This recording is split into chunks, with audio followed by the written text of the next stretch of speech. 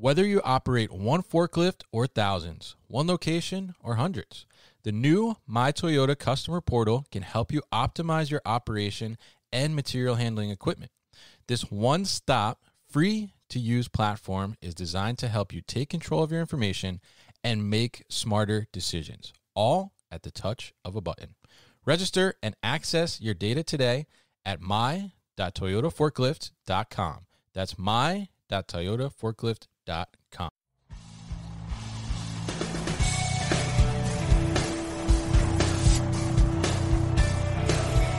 The New Warehouse Podcast, hosted by Kevin Lawton, is your source for insights and ideas from the distribution, transportation, and logistics industry. A new episode every Monday morning brings you the latest from industry experts and thought leaders. And now, here's Kevin.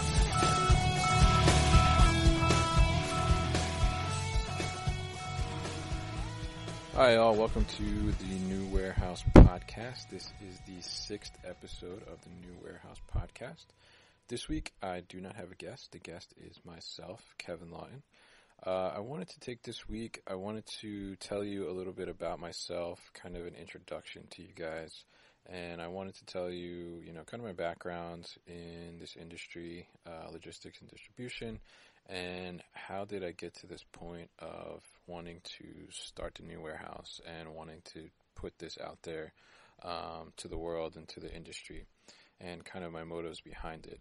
I also wanted to take the chance to give this introduction because this week, if you guys are listening to this on Monday when it comes out, I will be at ProMat in Chicago at McCormick Place. So if you guys are listening, you know that we had a special edition episode. We actually brought Tom Carbot on the show from MHI, and he is one of the main organizers of the ProMat show.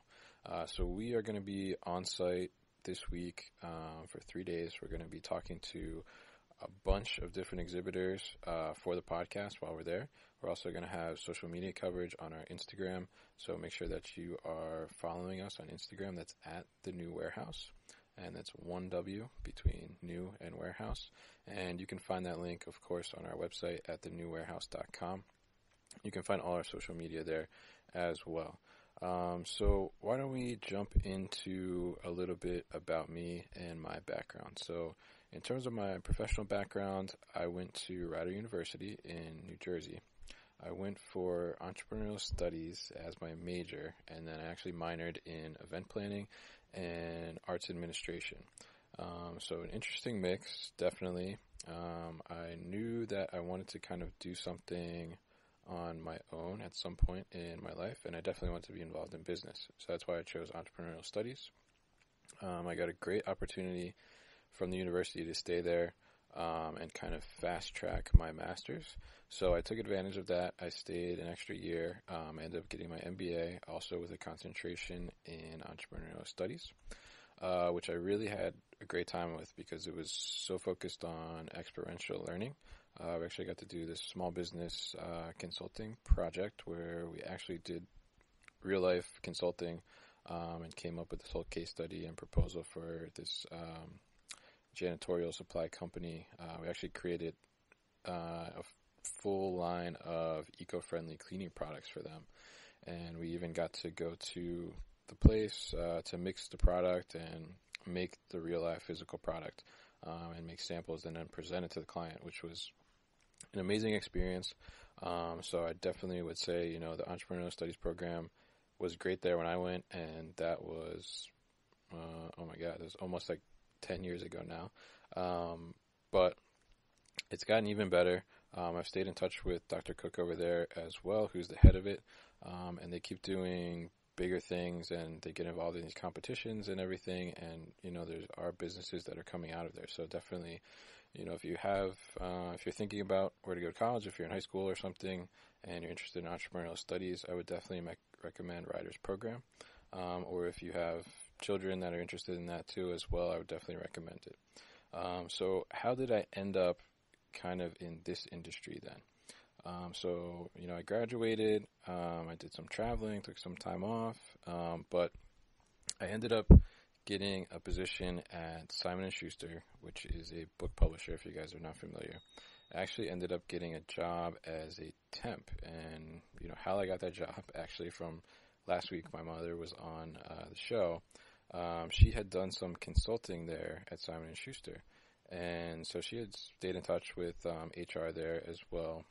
She was actually a reoccurring consultant there, doing different types of training and stuff, and she happened to see that they had this position open. So I applied, thinking that, it was a temp position, so it's something to do for now, maybe the last 2-3 months. It was kind of indefinite, so I ended up taking the position. I started there, and I took to inventory, so it was inventory control, not like inventory planning. So it was inventory control. I took to it very quickly. I caught on really fast, so I was more of an inventory analyst role. And what I was doing as my main priority was that I was looking and researching in the system to see why. So we were utilizing Manhattan as a warehouse management system there. So the site that I was at was the office, but it was also attached to the distribution center, the main distribution center. So I was working in Manhattan with the warehouse management system, and then I was researching why is that not working with our ordering system, which was called UOPS at the time. So I was looking at that, and I was researching the variances between the two systems because both systems needed to match. I just dug in, and I got really into it, actually. I know for a lot of people it probably doesn't sound too exciting, but I really got into the research, and, it really kind of got me to look at how systems can work with physical actions in the distribution center in the warehouse. So I was able to figure all that out and figure, what types of moves and what type of actions correlate to what things in the system, and it may be things that people don't actually see or notice. So that really helped me in the research and really helped me be successful in that role. So I was actually able to get the variance down for them to the lowest point that it had ever been, as long as my boss had ever been there. So, so I was there. I really learned the bulk of my inventory knowledge there in terms of research. The company was great in terms of allowing me to have access to behind the scenes to the system, to do all different types of things, to do the research that I need to do and figure out the things that I need to do. And it really gave me some great experience. I always think that through inventory, you end up learning how every department kind of in the distribution center, or at least in the company that touches distribution, kind of operates, because you need to function with all of them, and inventory can go wrong or have a misstep at any point in those processes and steps in any department. So you kind of learn all the processes through that. So it really kind of taught me a lot about distribution, and taught me a lot about, how things can work and also how things can go wrong as well, which has helped me throughout my career as I've been primarily focused on inventory and specialized in inventory control. It's really helped me a lot. So also while I was there, I ended up getting, before I left, promoted to the supervisor of the QA department. So that got me more involved in the on-the-floor distribution side of things as well. So in that distribution environment, we were utilizing tons and tons of conveyors. So from the point of carton induction to the point where it ended up on the dock, the majority of boxes rode the conveyor throughout the entire building. So the way it was set up, we had a voice picking system with a zone pick, and then we had a QA mezzanine. So everything was done by weight. So when new product came in, went through the Cubiscan, that weight was then put into Manhattan, dimensions as well, which was used for cubing out boxes. And then what would happen is the order would drop, and the system would know how much that order should weigh based on the weight of the products that are going to be in that box. So now it would ride the conveyor, and then if the weight was off when it hit the scale that was built into the conveyor, then it would kick off into the QA mezzanine, and it would get audited. So it would get audited by my team, And then we would do random audits as well, all different types of things to make sure that we were trying to get the best quality orders out to the customers as possible. So I definitely learned a lot there. I was in that position for a couple months. Then I ended up getting an offer from Keurig Green Mountain, which is the coffee company and the appliance company. Now I believe they're called Dr. Pepper Keurig Group. They recently were acquired by Dr. Pepper, Snapple Group. So now they are, they were a huge company when I started there, I think like 12 billion or something like that, and now they're even more gigantic, so they've just kept growing and growing. So when I started there, I was hired to be an inventory analyst there as well. So it was a little more different in that role because I was on the Keurig side, and I was put into a 1 million square foot building here in New Jersey. And in the 1 million square foot building, there was only, I believe it was 5 of us from Keurig, and the other 200 or so workforce was actually 3PL. So we were put on site in order to basically audit the 3PL and make sure that they were doing the things they were supposed to be doing, making sure that processes were flowing and that our expected quality was working. So my job was, as inventory analyst, was to make sure that our system, which when I started was Oracle, was in line with the... We'll be back after a quick break. You hear a lot about supply chains these days, because if the past couple years have taught us anything, it's that an efficient, well-managed supply chain is absolutely critical to keeping businesses successful and consumers happy. I'm Will Haywood, and I host a podcast called All Business, No Boundaries, where we talk about supply chains, how they work, what happens when they don't, and the innovations that are redefining what's possible in the world of logistics. Join me for insightful interviews with thought leaders and industry experts. We discuss how optimizing supply chains can break down the barriers that are holding businesses back. That's All Business, No Boundaries by DHL Supply Chain. Listen and subscribe wherever you get your podcasts. System of the 3PL, which at the time the 3PL had their own system that they had created and built themselves. So in doing so, I utilized the same skills that I had from Simon & Schuster when I was working in the inventory department, which was the research. So we were able to keep that very tight. Being that it was a larger company, there was a lot more inventory support, I guess you could say. And it was a huge thing as well because it was a publicly traded company. So, we had all kinds of auditors and things like that. So it was very important. I definitely learned a lot there as well in terms of working with 3PL. I got more involved on the distribution side, being on the floor. And then I learned a lot more about different systems as well. So when I worked there, when I started, we were utilizing Oracle. And then we ended up upgrading to SAP.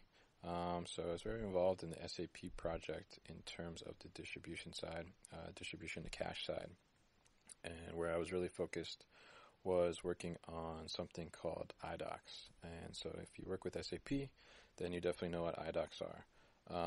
But for other folks that haven't worked with SAP, iDocs are basically EDI messages. So the EDI messages would be exchanged from all different types of parties. So we would send EDI message outbound. We would get EDI messages inbound from the 3PL. So that's how the 3PL's system would communicate to our SAP. And sometimes, if something was wrong, then the iDoc would fail. So I was kind of tasked to figure out why iDocs are failing, research them, correct, and kind of make a standard for how to research them, how to correct them. So I got involved with that in SAP, and then I kind of became our on-site SAP subject matter expert at that distribution facility. So at that distribution facility, we worked with, we had B2B and B2C as well, e-com. So that was the Keurig.com website that we would distribute out of there. So I got involved with both sides, and definitely a good experience. And then also with Keurig, I was able to start to get my experience in terms of new distribution center startups, which I've also kind of ended up specializing in, which is a little crazy. If you've ever been a part of a new distribution center startup, you know that it can be kind of wild and it can get a little crazy, a lot of long hours and some possibly stressful times, but definitely you can learn a lot very quickly about distribution, and to see things come together can really be actually pretty amazing when project is close to completion and things start to get to normalcy. So I was able to work with them in terms of, so they brought on a new 3PL. And so the 3PL, so we had a couple distribution centers throughout the country. The company did. I forget off the top of my head how many exactly. But we actually were moving one small one that we had in California to a different warehouse.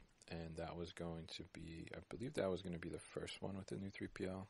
I think they may have done one in Canada prior to that. But so I got involved in the one in California. So I spent some time out there working with the 3PL, making sure that our processes were in sync and that things in terms of the system and EDI communication was working correctly, and that also that they were going to be up to our inventory standards as well. So I was able to work on that one, kind of get a taste of what a new distribution center startup was about, how to kind of plan one, and also then how to execute as well. So from there, what we did is we had, it was 3 or 4 buildings that were on the same road in Tennessee. And obviously, 3, 4 different buildings, same road, moving product back and forth between the buildings, not very efficient, not really optimized. So they got to the point where they realized that they need to consolidate these buildings. So they consolidated, opened another 1 million square foot building in Atlanta, closed down Tennessee, and moved product to Atlanta. So, and that was with the new 3PL as well. So I got really involved with that, spent a lot of time down there, got some amazing barbecue, actually. I'll never forget, I actually ended up bringing the wings back home with me on the plane because they were just so good, and I had to have some people try them up here. And security actually took them out of my bag, and they looked at me like I was crazy, and they were asking me what was it, because I had it I think I had it triple bagged in Ziploc bags, and the sauce was running out, and they were asking me what is inside here, and I told them it was wings, and I told them that these wings are just so amazing, the best wings I've ever had. And where did I get those from? It's actually Heirloom Market Barbecue, I believe it's called, in Marietta. So really, really good. I highly recommend it if you're ever down there. I will definitely go again whenever I get there.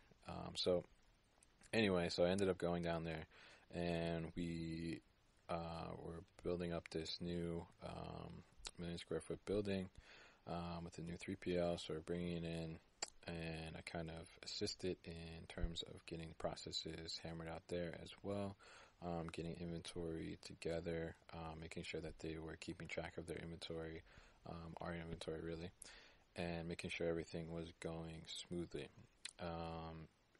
Some of the things that we actually learned while we were down there, I remember we had, in New Jersey, it gets hot, but it doesn't get hot like Atlanta. So the coffee that we had, we would store as floor stacked. So we could stack, I think it was about 4 pallets high, without any issue. Now, in Atlanta, we started to do the same thing, because that's what we were used to. But what we quickly found out was the humidity was affecting the structure of the boxes. So we actually had 2 pallets fall over. Luckily, no one was around. It was, the building was still brand new, so it was empty. So it was kind of the middle of nowhere, and these fell over. So we quickly had to adjust to that and figure that out. So, all involved in kind of the startup issues there, but really great experience. The other thing that came along with the new 3PL was a switch from the old 3PL's system to Manhattan, something I had prior experience with, so I was able to pull from that and kind of assist with that as well. Then lastly, the big switch was now in the distribution center that I was located at as my home base, I guess. And we had to switch 3PLs there. So the 3PL switch was a pretty interesting one because the majority of the staff remained. They actually kind of just changed hands to who they were working for. So it went very smoothly in terms of keeping the processes in place. It was just the system training that really needed to happen. And because of, the people staying, pretty much all the people stayed, you didn't really have much disruption in service, which was definitely a great thing. So I guess from all that distribution center startup, and actually Keurig actually is where I started to work for Dan Corello, who was our guest number 2 on the New Warehouse podcast. So, if you go back in time, you can listen to Dan, and that's kind of where our journey together started a little bit. So I was at Keurig, and then, I got this experience with new distribution center startups, and then I ended up, I kind of got to the point where, I was looking to either grow in Keurig or I was looking to move on to more of a higher level position, I guess. So I ended up getting an offer from L&R Distributors, which is a smaller distributor company based out of Brooklyn, New York. What they distribute is like cosmetics, hair care products, a lot of different general items, pretty much what you would see in like the drugstore area of a grocery store, and also in drugstores as well. So all that type of stuff. So the business there was really interesting. So they were looking basically they had 2 older distribution centers, one in Brooklyn and then one on Long Island. So they wanted to take both of them, close them down, consolidate, and put it into one central distribution center in New Jersey here. So they brought me on to head up inventory control for the distribution center. So when I came on, basically what the plan was to not only plan out the new distribution center, but also plan out the inventory move. So, we were looking at a big project because they were still at the point where they were picking on paper. So technology was older. The system was older. We were using a system called Prelude. And so they're looking to jump from that to basically jump to an automated warehouse utilizing Dematic's multi-shuttle system, which is DMS. And then also on top of that, using voice pick for their cosmetic product, and then using GTP or goods to picker system paired with the Dematic multi-shuttle system. And then also for bigger items, now they had a non-conveyable voice pick zone as well. So pretty complex system because you're looking at 3 different picking types, 3 different picking zones based on product and then pick type. So, we're really looking to take the company to that next level, bring them into the current, right, with all of the new processes. So definitely a lot of challenges there as well. And we made it happen. It's definitely a little crazy, especially with the amount of SKUs they had. And, I learned a lot there, not only about new distribution center startups and distribution, but I learned a lot about automation there as well. I mean, we spent, I remember spending nights there and climbing around in the Dynamic multi-shuttle towers, fixing robots that were getting stuck as the startup and all the kinks were getting worked out, and actually learning how to clear all the jams and do all that stuff myself. So now, like where I'm at currently, actually, we have this very small conveyor, and when the photo eye doesn't work, I just adjust the photo eye, and people think I'm some type of like engineer or something. But really, it's small in comparison to the types of things we were fixing there. And, being in that distribution center startup environment, it's kind of just, all hands, everybody figure out how to make it work and how to get it going. So, definitely a really good experience in terms of learning there. And, I do have to say that, the CEO there, Mark, he is an incredibly smart guy, and I learned a lot from him as well. And very, very smart.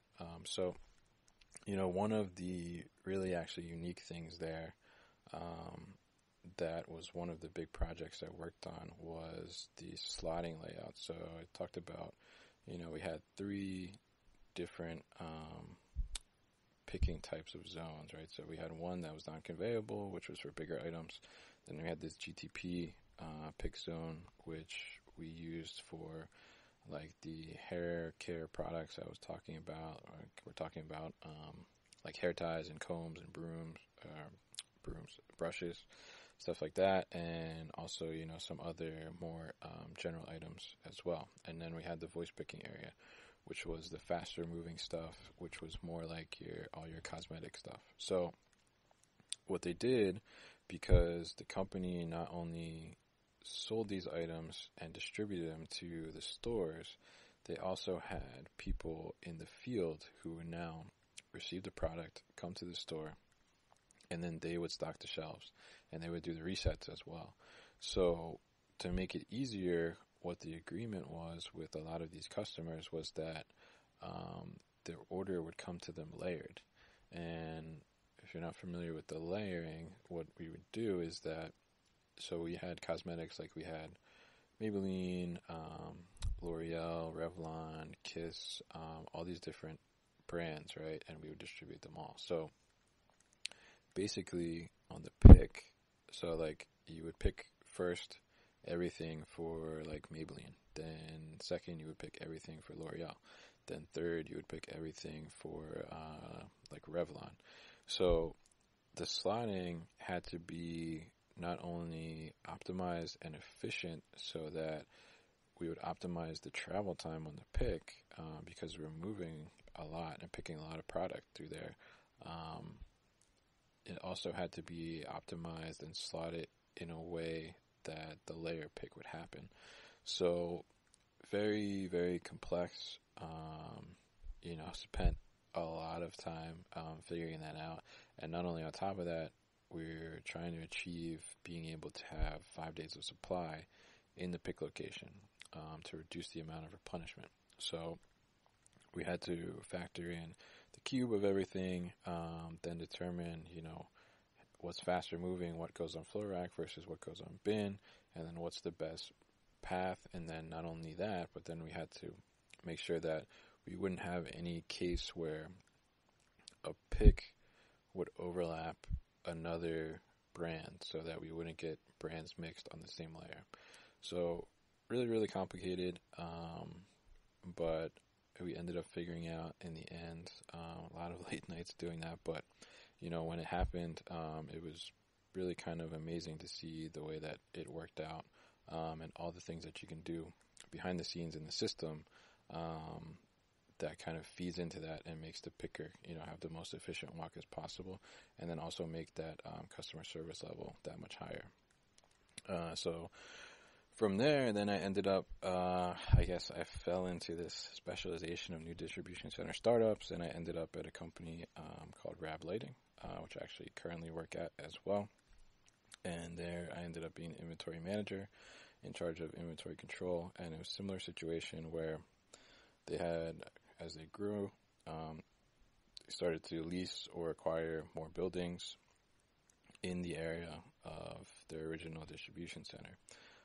So they got to the point where they realized that, it's not so efficient to be moving product from these buildings that are so close together. So it was time to consolidate and get a new building.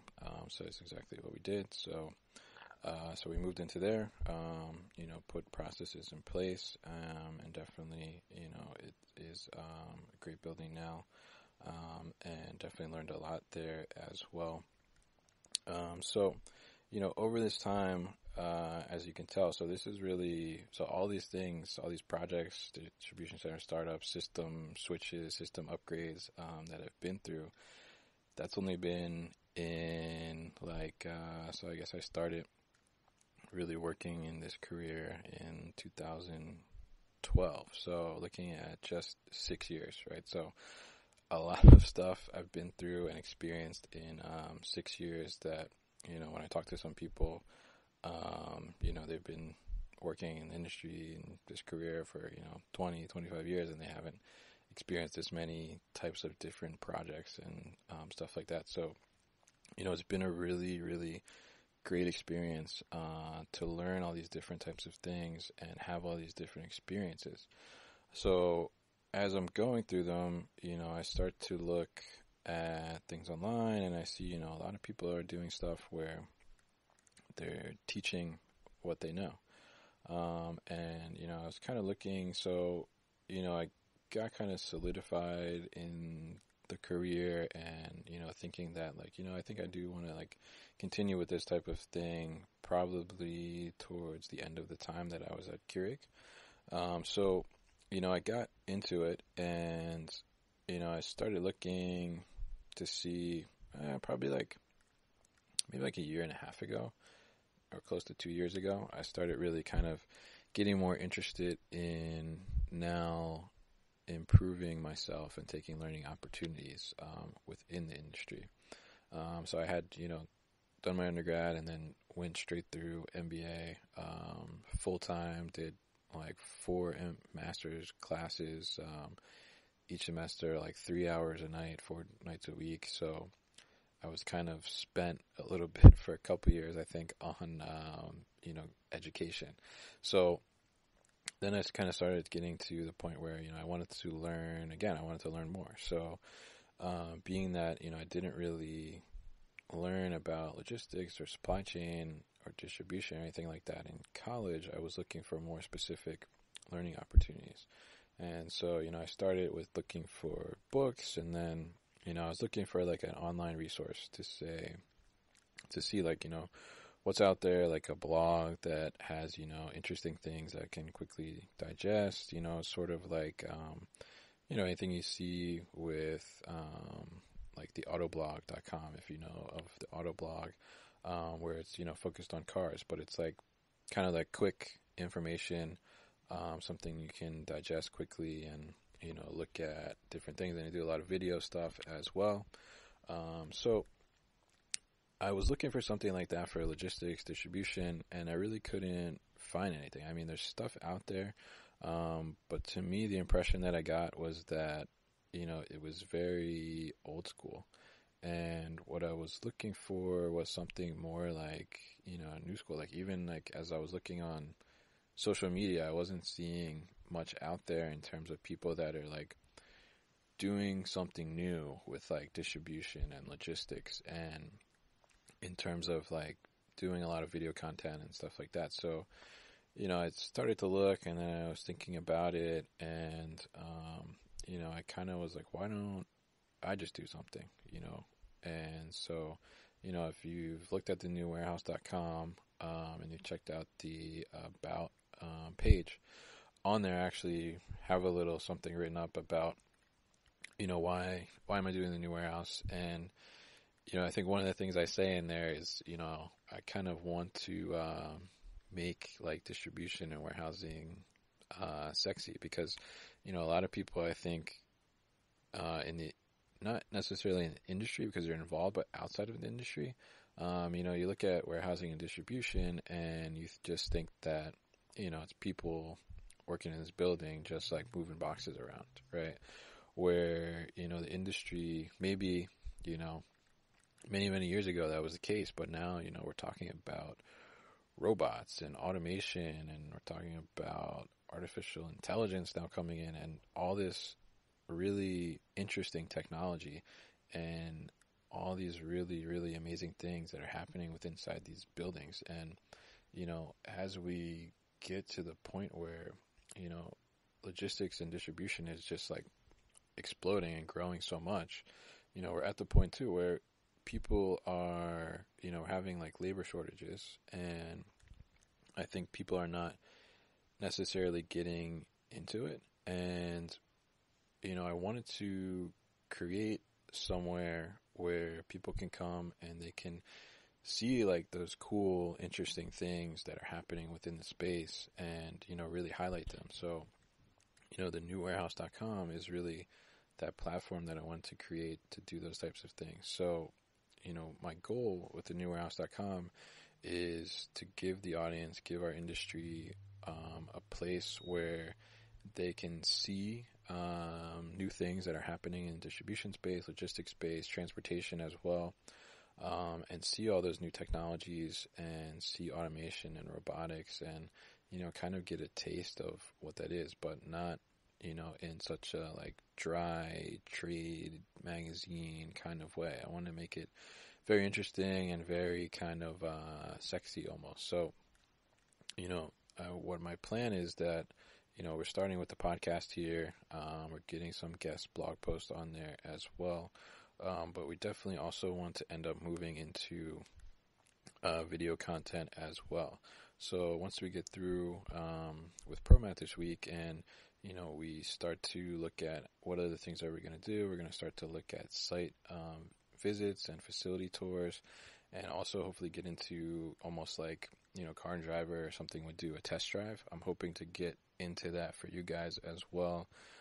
Video test drives of like new forklifts, new robotics, new things that are coming on the market, and being able to showcase those things for you so you guys can see like what's happening in your industry and what's happening out here in our industry.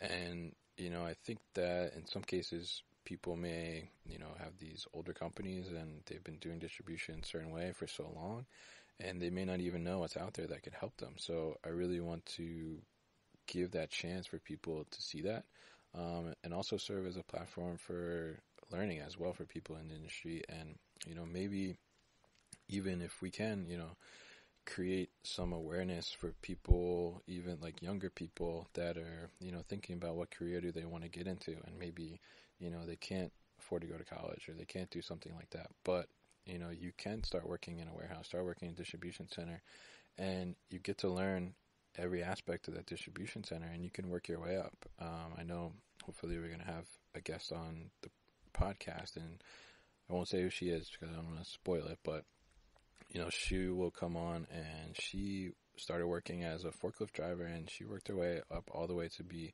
general manager of a manufacturing site. So, this is one industry I think where you can make your career like that still. In a lot of places, making your career and working your way up is kind of about your credentials in terms of education and stuff like that. But, when you start to work on the floor in the distribution center, I think that there's a lot of value there, because when you get to that higher level, now you have actual like physical and practical knowledge of how those things work, and you can think about it in a different mindset. So I really hope that we can create some awareness and also learning opportunities, as well as showcasing, really great things that are happening in the industry, as well as the technology. So, the newwarehouse.com as well, I just want to say, it's not about me, all right? It's about me creating this platform, and the platform is really for you. So the platform is for the industry. So that's why, I want to bring in people from all different areas of the industry to be guests on the podcast, have them contribute in terms of guest blogs, and then be able to showcase them later in video content as well. So I really want to work with you guys. So if you have some kind of idea or concept, something you want to do in terms of you want to show off your building, you want to show off your technology that you have, whether you're a warehouse solutions provider or your distribution company yourself, or you want to share some of your knowledge. You've been in the industry for many years, or, you just have some tips that you want to get out there. Definitely reach out to me. All the information to contact me is on the site at thenewwarehouse.com. And I definitely want to work with you. I want to build this thing so that we can all, share ideas and share our insights and have a place to kind of connect and also learn from each other. Because I think, learning from each other and sharing ideas and insights, that only helps the industry get better and grow more. And, that helps our labor pool as well become more skilled and become more educated on those types of things, and gives everyone more opportunities. So, I think that really that's my goal with the new warehouse. So I hope that you guys enjoy that, and I hope that you guys like the content that I'm putting out there. And please, if there's something that you want to see or something that, you don't think is going in a good direction, then please reach out to me and let me know. So, if you haven't signed up for our weekly newsletter, please do that. We will be doing a contest in a little bit for subscribers only. So make sure you sign up. Go to thenewwarehouse.com, and you can sign up on almost every page. Just look for a weekly newsletter sign up form, fill it out, and you can find it there. So thanks so much, guys, for listening to this episode of the New Warehouse podcast. You can check out more and find more information on thenewwarehouse.com. You've been listening to the New Warehouse Podcast with Kevin Lawton. Subscribe and check us out online at thenewwarehouse.com.